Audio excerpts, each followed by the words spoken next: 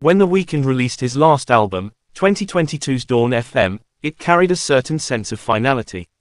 A grand concept album filled with both starry and August special guests, Jim Carrey, Quincy Jones, Beach Boy Bruce Johnston, and intimations of death, apocalypse and the afterlife. It was accompanied by interviews in which Abel Tesfaye talked if not of retiring, then of retiring The Weeknd, the sleazy, troubled persona he's inhabited since the release of his debut mixtape.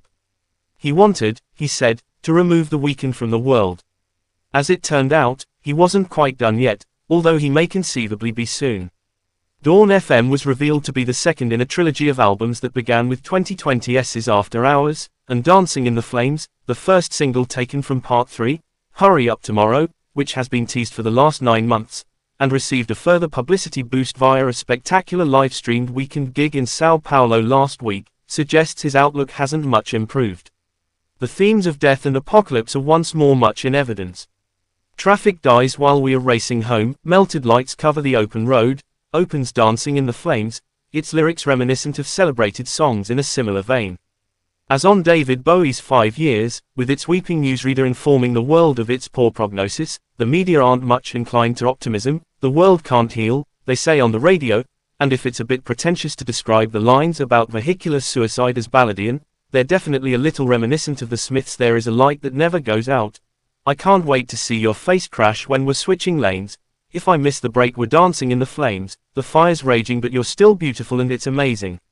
All this is set to incongruously bright-hued and synth-fueled music that leans ever more heavily into the 80s pop obsession that's lurked around The Weeknd's sound from the start, but which really came to the fore on 2020's record-breaking single Blinding Lights. Indeed, with the sound of Blinding Lights still casting a shadow over pop, 4 years on, people are still making records in its image. There's the sense that Tesfaye and producers Max Martin and Oscar Holter have been forced to seek out fresh sounds to borrow from their favored decade. It's a very long time indeed since pop music deployed the kind of booming theme from Miami Vice drums that appear 26 seconds into Dancing in the Flames, a regular feature in 80s pop that's thus far avoided the attentions of 21st century revivalists. Its melody isn't quite as maddeningly catchy as Blinding Lights, but Dancing in the Flames nevertheless feels like a hit waiting to happen. What it doesn't really resemble is Tesfaye's description of the sound of Hurry Up Tomorrow as Frankenstein, which implies the stitching together of disparate influences. Dancing in the Flames is very much intent on sounding like something you would have encountered on MTV in 1985. Then again, Dawn FM was an album that stylistically leapt around, from rack ballads to grinding electro to tracks that bore the influence of Barry White or T-Rex, so perhaps he's referring to a similar eclecticism around the album as a whole. When we'll find out isn't entirely clear. The campaign around Hurry Up Tomorrow is clearly gathering pace, but as yet no release date has been announced.